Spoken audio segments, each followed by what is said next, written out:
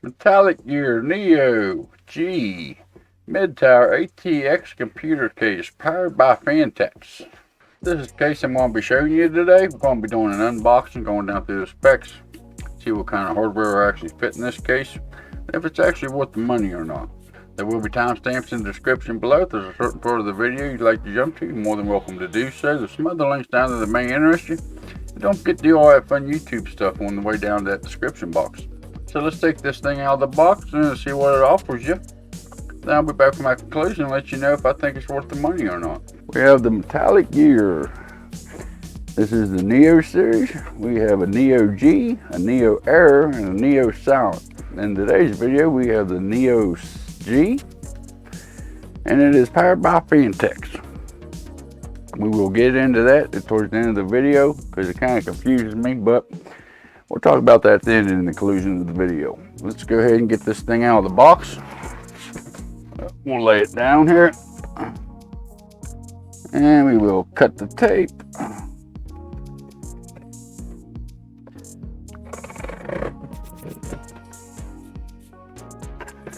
Just like so. Open up the flaps. I'm hoping it's going to be all right. Looks like we got some busted style foam here. It's the packaging does have some dings and dents from shipping, so I'm hoping everything's all right in one piece. Stand it up here.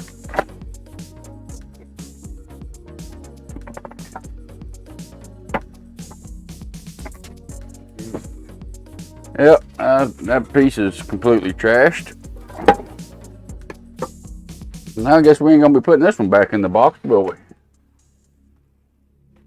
Take the top foam off the bottom there. Which way's the bag go on this one? There we go. All right, guys, we'll start out here on the face of it here. We do have tempered glass here on the front of it. We do have a little bit of ventilation holes here going down the side of it on both sides, which is pretty nice. It may be all right. Back here in this slot, we also have a little bit of ventilation going on. Not a whole lot, but I think it'll be all right for most builds. That whole front just slide off or something. There we go. Flip the front off. It's just everything comes out with the plastic housing, including the tempered glass panel. It does have a little bit of a design inside the glass, which is pretty nice. Now flip it around here. Looks like the front panel is held on with plastic clips, not the metal ones. I don't know if you can actually see that or not on video, but it does have quite a bit of airflow, looks like. Not too bad. Looks like it's better than a lot of cases with tempered glass front panels to it. It may be all right. Front panel is pretty sturdy. It's pretty thick plastic. Put that for safekeeping. Looks like we do have a removable dust filter here in the front. Pretty fine mesh on it with a plastic housing, which is pretty expected. It is held on by, looks like two little magnets at the top here. Yeah, two little plastic pieces here at the bottom. Slides down into the notches, and the top's held on with two magnets. Actually pretty decent design, I think. Not bad. Right here in the front, you do have your 3.5-inch base, or you could put 2.5-inch SSDs in there if you like. It does have the screw holes for them. It's just your regular squeezed together caddies for your 3.5-inch drives if you're using 3.5-inch drives. Down here is a box of goodies in the bottom drive here. We'll get into them in a little bit, so we'll go ahead and pull these out. You can tell it does come with two 120mm fans here in the front that's pre-installed. Okay, up here in the front, we do have mounting for two 120mm fans, or we can go with two 140mm fans in the front. As you use these slits and these ones for the 140 fans. There ain't much information on the included fans. They just say they are DRGB fans, which I believe is going to be a proprietary cable for them. And here in the front, because you can take two 120 fans or two 140 fans, it's also compatible with up to a 280mm radiator. So if you want to put all in one in this, you can do a 240, you can do a 180 or a 120 in the front of it here, by what the description of the case says anyways. That's the front of it. Let's look at the top of it here. The top of it does have some grating here on the top for your fans as well. It looks like you can fit two 120s in the top. The top you can fit two 120 fans for your exhaust, or you can fit up to a 240 millimeter radiator if you want to do air cooling in it. The way them things are slotted like that, there's no dust filter, and the way this thing's slotted, I don't know how good that would actually be for airflow. That is the design that they have. Like I said, it's just kind of like slots. I mean, they feel pretty stable. I mean, they're a little wobbly. The front panel connectors right down here. You have two USB 3s. You have two audio jacks, one for microphone, one for headphone. You have a power button. The other two buttons here is to operate the ARGBs, which tells me that the fans is going to be proprietary and ain't going to be able to run off a regular ARGB, but we'll take a little bit closer look at them fans when we get inside the case here. As far as these buttons here for the DRGB, one of them is for your color selection and the other one's for the mode. So apparently they do have at least different modes for them. That's pretty well it for the top of it. Go ahead and look at the bottom here. You do have a bit of a raised foot on all four corners of it. It'll give you plenty of desk space. That's probably an inch or better. You have a PSU cover, which is kind of nice that it is plastic with the screen in it. So it should do pretty good. There is no mounting holes down here for any kind of fans or anything like that, rather than just that one filter for your PSUs. Just a solid basement.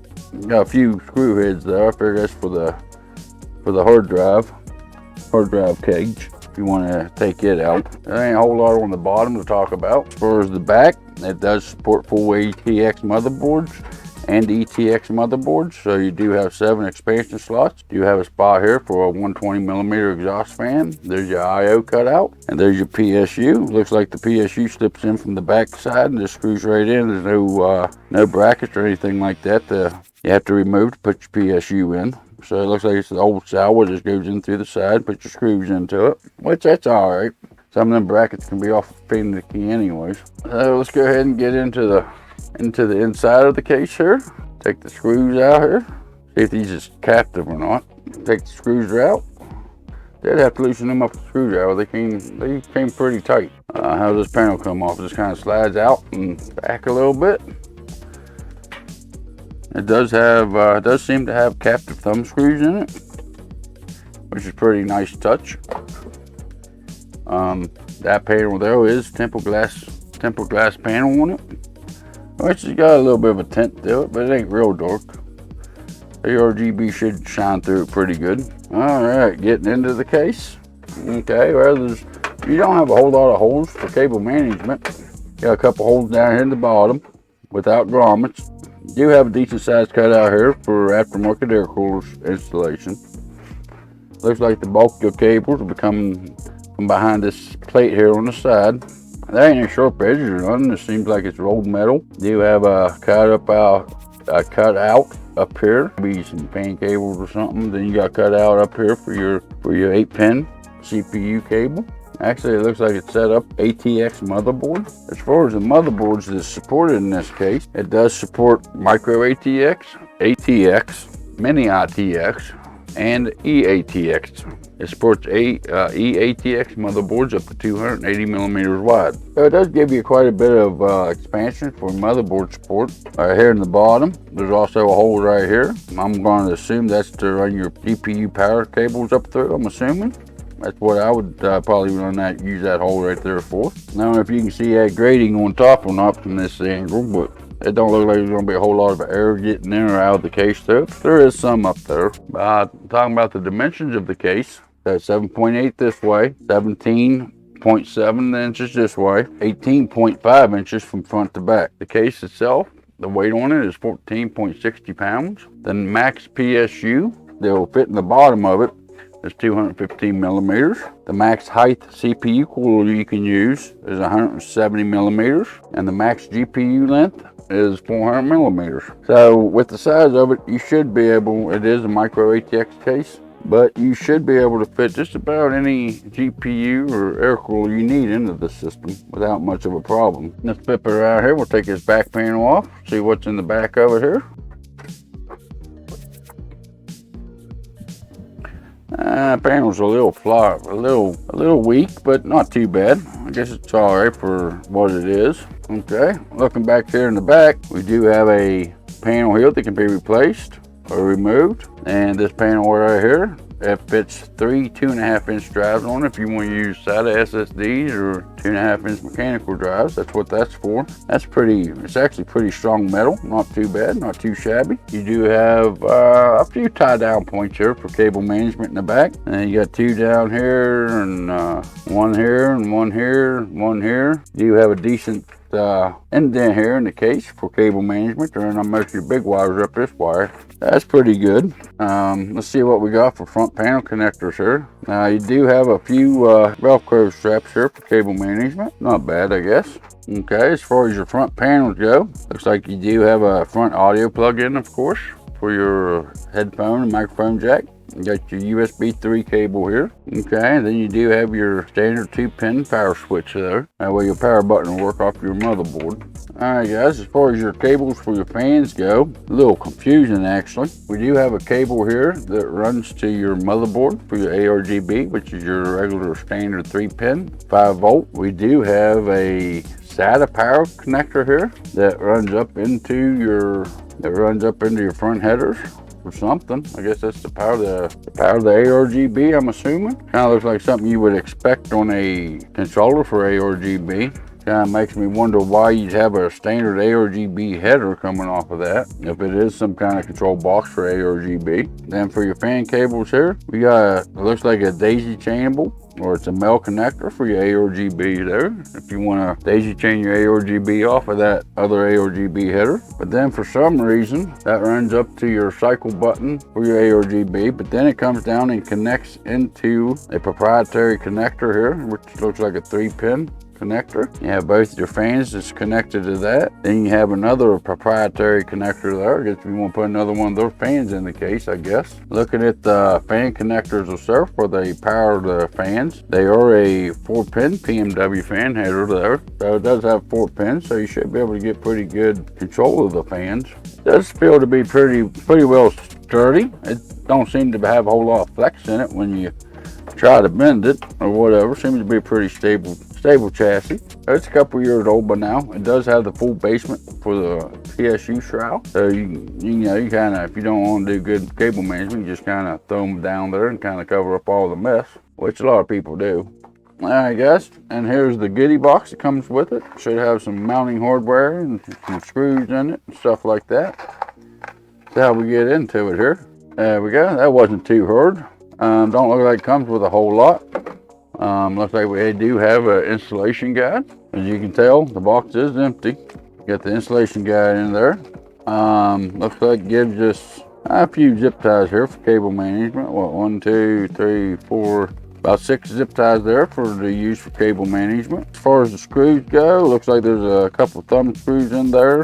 And of course, you'll have your PSU screws in there, and you'll have some standoffs and your motherboard screws, and it's nothing separated, so I'll just throw it in one bag for you. Don't look like there's any kind of tool or anything in there to help you put your standoffs in with. A little bit disappointing. Looks like there's some fan screws in there. We can add extra fans to the case. Yeah, it's kind of lackluster baggy of mounting hardware. But all right, guys.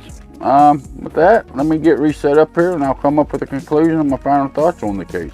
All right, all. So we took this thing out of the case. We went down through some of the measurements and what kind of components you can fit in this case.